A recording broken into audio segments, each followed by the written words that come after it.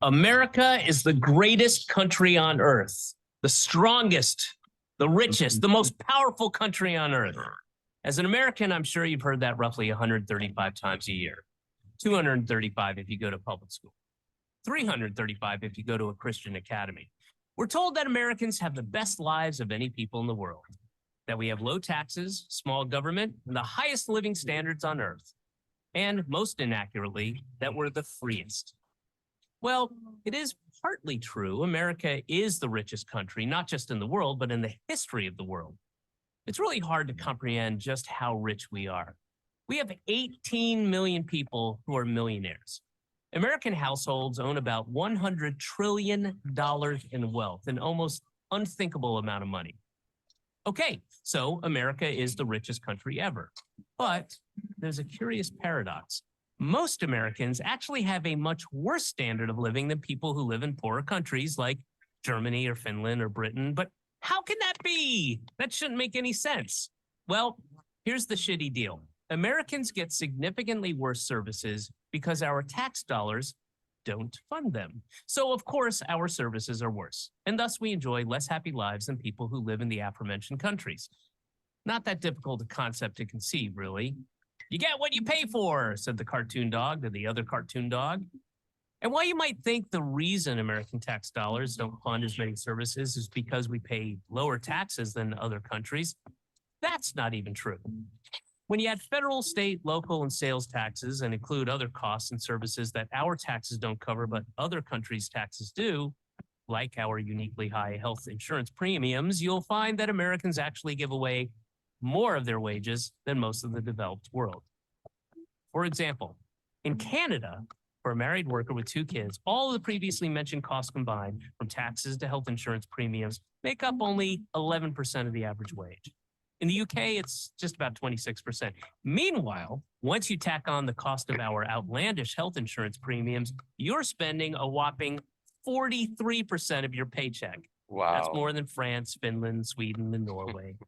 In real reality, Americans keep much less of what we own than in other countries. In other countries, their government takes a bit more tax, but then gives that money back to their citizens in the form of healthcare or job support, or a general safety net for all vulnerable citizens, no matter how dusky they are. So what do Americans get for the money we pay in? Well, sure, we get a crumbling infrastructure, shameful homelessness, and millions of hungry, neglected children, but we also get some of the worst services in the developed world.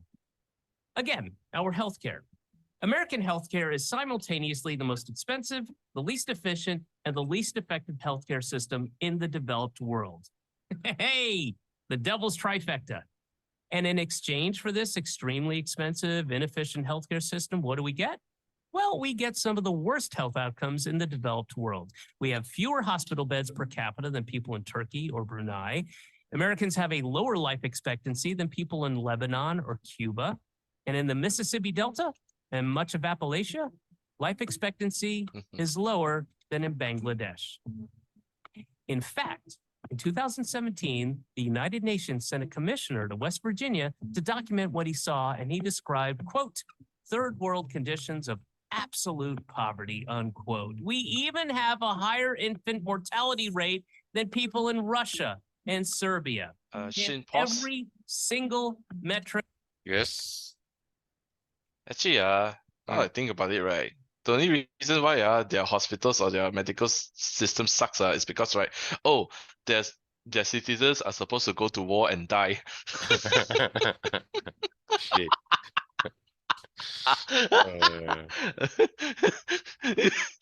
Continue, but you it's just like during the COVID-19, you remember they said it is normal, just a normal flu, because if they die, then it's a saving in the insurance, in the healthcare system, because yeah, I mean, you need to take care of the same person for many, many years, or they just die. So you only need to buy the coffin, which is very cheap.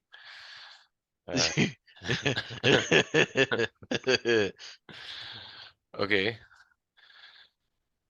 America does worse across the board. So why is healthcare so expensive? Because it's so complicated. You have to look for in-network physicians, schedule an established care appointment, beg for coverage from your insurance company that couldn't care less about you. And that's if you're lucky enough to have good insurance. Compare that to Britain and all of those other evil, socialist-like countries where it's simple. Public hospitals provide free treatment to people who need it. That's it. I'll repeat that. Yeah lah, Public kick 死你 hospitals 啦。 provide, even though Britain offers healthcare for free, their system is actually a lot cheaper to run than ours. Per capita healthcare spending in the US is almost 3 times what it is in Britain, and almost 5 times what Canadians spend. In fact, Americans spend the most per person of any country in the world for healthcare. But the free market is more efficient, you screech. But in America, private systems often aren't efficient at all. Private drug companies have an incentive to charge whatever they can get away with for pharmaceuticals. In Canada, a carton of insulin costs about 20 bucks. In the US, it costs 300 bucks. And with private insurance companies footing the bill, hospitals have an incentive to get as much money out of patients as possible too. In 2015, the average cost of an MRI scan in the US was $1,119, but it was only $215 in Australia. Spain, about 181 bucks. And our healthcare system is so inefficient that we spend over 1/3 of our cost on administration. The United States spends significantly more on administration than we spend on preventative or long-term healthcare. That's just not smart. Okay, we get it. We all know that American healthcare is so much more expensive, you say, but that's the cost of having the freest freedom in God's favorite country. Well, guess what? Medical procedures that are totally free in Britain, like giving birth, cost tens of thousands of dollars in the United States. I mean, you want to talk about the cost of freedom. Sadly, because of these high costs, Americans often avoid going to the doctor, something almost half the population say they do. With shoddy or non-existent health insurance, Americans will wait until their conditions force them into the emergency room where treatment is far more expensive. Again, not a smart system. Quite often, they end up putting off medical visits and dying. Susan Finley, a 53-year-old Walmart employee in Colorado, got pneumonia and took 1 day off of work beyond what Walmart's policy allows. So, of course, Walmart's going to Walmart, which they did by firing her. Without her job, she lost her nominal health care coverage, she struggled to find new work, and after avoiding a visit to the doctor for flu-like symptoms, she was found dead in her apartment. When Americans do manage to get treated, they frequently can't afford it. Simple, life-saving treatments can cost tens or hundreds of thousands of dollars, and if they don't have really good insurance, they're forced to take on medical debt. Tens of millions of Americans owe medical debt, often into the tens of thousands of dollars. Meanwhile, in a country like Britain or Norway, medical debt is almost unheard of. But hey, that's why GoFundMe is such a critical component of American healthcare. 1 in 3 GoFundMe campaigns is now for medical bills. I'll repeat that. 1 in 3 GoFundMe campaigns is now for medical bills. America is such a strong, powerful, rich, and great country that its citizens have to beg strangers on the internet for money so they can get life-saving treatments that are free in the rest of the developed world. But hey, that's just healthcare. Americans get terrible deals wherever you look. Let's take work, for example. Americans work longer hours than people in any other rich country in the world, and that's not because they enjoy sleep deprivation and not seeing their families for days at a time. It's because they don't want to starve or freeze or die. See, America has the least generous job support programs, the least generous family benefits, and the least generous unemployment benefits of any wealthy country. It's one of the only countries on earth that doesn't guarantee paid time off for vacations. It doesn't even help provide paid time off for parents who just had a child. And it's not coincidental that we're also one of the most hostile countries to workers' rights. America has one of the lowest unionization rates in the entire world. Maybe this deprivation, our refusal to give people the means to lead a good, dignified life commensurate with how rich our country is, can explain a bit of what we've seen in the United States over the last few decades. Fraying communities, rising rates of depression and suicide, huge numbers of deaths from drug overdoses. These so-called deaths of despair, suicide, drug overdoses, alcoholic liver disease, They're one big reason why American life expectancy has actually started to decline over the last few years. And with such poor conditions, it's not a surprise that poverty is so rampant in the United States. America devotes a smaller percentage of spending on social welfare than any other industrialized economy because, say it with me, socialism is evil. It's evil. Go to Denmark and try telling those happy, healthy families enjoying their paid vacation that their system of government is evil. Guess what? I guarantee they'll know you're an American. But I digress. America also has the highest rate of child poverty of any developed country, and the highest percentage of workers earning significantly less than the national median income. That seems pretty evil to me, especially since such a pause for a tiny moment. fraction take as much of your money for themselves and their families as you will let them. All the while, both parties smile and shake hands. Across every single metric, no people accept a worse deal than Americans today. I think in the older video, I did say that the problem about America is American has never experienced democracy in the history of America. So they always got confused by democracy because they never experienced once. But because they were in a very good time. I mean, the democracy is more about getting away from the Catholic Church, right? Because even that time, even the British, America is like a British colony, and even the Pope want to control America. So yeah, I mean, that type of freedoms, the freedom fighter, they fight and have their own will. But even so, I would say the democracy that they experience is still very limited. So yeah, that I think in the old video we did talk about this describe the same thing. Yeah. Healthcare system for the worst health outcomes. More money taken from workers for the highest rate of child poverty. We are the richest country in the history of the world, but we have fewer miles of high-speed rail than Uzbekistan. We are the greatest country in the world, yet we have the most people in prison of any country and the highest incarceration rate as well, and a higher rate of police killings than in Angola and Sudan.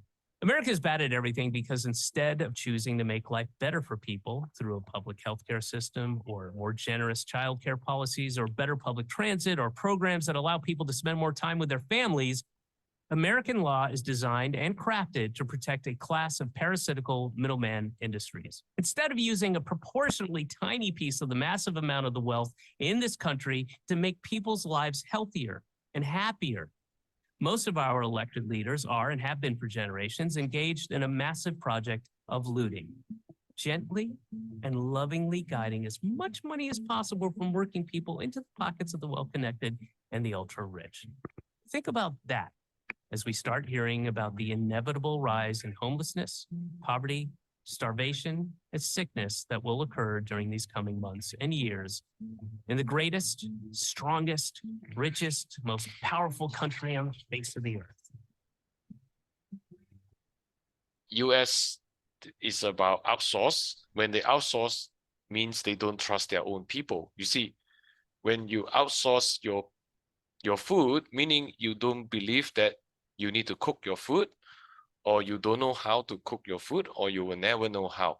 But what you know that yourself cannot be trusted. You cannot trust yourself to complete the job for cooking, for example. So for United States, when they outsource so many things, meaning that no matter the people are good or not, or vice versa, in a way, meaning American cannot be trusted. But the problem is, which I agree, that American are the most hardworking white people, or the most hardworking high-income people in the world. They are very hardworking, but what are they working for when everything is outsourced? Well, that is a big question. Administration, management. What is the role of Americans? Consume product. Correct. Consume product. Yeah, so Be happy, consume products. yes, if they could not do that, they are not even middle income. Actually, that's why maybe that happened to Roman Empire as well. That's why people doesn't want to have they want to have sex, but they cannot afford to have babies. And I know a fact that maybe they were divorced like 4 or 5 times in the Roman Empire, and that is pretty normal. So they have to, yeah, I mean, a lot of trading business behind it. Remember, there's one stage in United States that they produce the product, but no one can buy it because no one has the money to buy it. No one has But the money to buy it. yeah, when you produce a product, the end result is you want to make money, right? So then afterward they start with the globalization strategy. Then they make Japan and Germany to work for them. That's why Japan suddenly become very successful. And the problem is China now. Now China is the biggest. China has the biggest consumer market, and then they have the biggest producer, and then but they are very cheap and efficient for now. It's like even you go to India or Brazil or Mexican, maybe Mexico is not too bad, but like India is pretty bad, and Brazil maybe is pretty bad as well. So you put your money in there. In the end, you need to earn back the money. So Correct. yeah, so there's only one China. There's no India is no China. It's like you go and even for United States, if United States put the money in India, it's total loss. Like your Ferrari or Lamborghini, you bang on a truck, total loss. Actually, right, a while back, I don't Yep. know how long ago, like months, I don't know, is it months ago? There was a story about, I remember the Foxconn. Yeah. Foxconn, they moved from China to India, because they were, Foxconn is technically a Taiwanese company. Yep. They tried moving to, India. Yep. Then during the first 3 years, right, they said, okay, the conditions are I need subsidies, to build, and also some tax exemption in order to build the factory, and also and then they also need time to hire people. Yep. So they go to India, they work, they found they found a site near the the Winstron factory around the area okay. Yep. They found a location. Great, wonderful. They tried to hire Indian employees. Yep. The employees are not skilled. Meaning to say they can't. So meaning to say they need further training. Okay, fine. Maybe they can do with that. But the problem is that, right, they work on time. They finish work also on time. There's no overtime. There's no first shift, second shift, third shift. Yeah, it's Compared to China, they got yeah, 1, 2, that 3 shift ma. yeah, the 3-shift concept can only work in China. I mean, even 2-shift is crazy. I mean, even 2-shift is already Shift, insane. Yeah. Yeah. 3 shift, China can do it. Okay, we understand how they can do it lah. You cannot even get labor, and your wage also more expensive than Chinese, Even though Chinese the wage already increased so much, India is also expensive. Then right, the Indian government suddenly told them, oh, we are not able to approve the subsidy because of bureaucratic problems. Deal. So you're literally telling me you're stringing me along, right? Just so you can rebuild everything, and then after that you will rampas everything, just like Xiaomi. You know what Yeah, I they know did to that. Xiaomi, right? Yeah. United States already discovered the whole world. Actually, they forgot why they chose China. The problem is They forgot. they forgot why 40 years ago. Actually, this was like it's a try and error. It's like experience the whole world. And then with the Soviet Union collapse, they found that hey, there's only one place in the world which is pretty good, that is China. So you imagine that time with the communism, the Deng Xiaoping, like the Mao Zedong, all these crazy people and like nuclear bomb, what makes them Yep. choose China? Yep.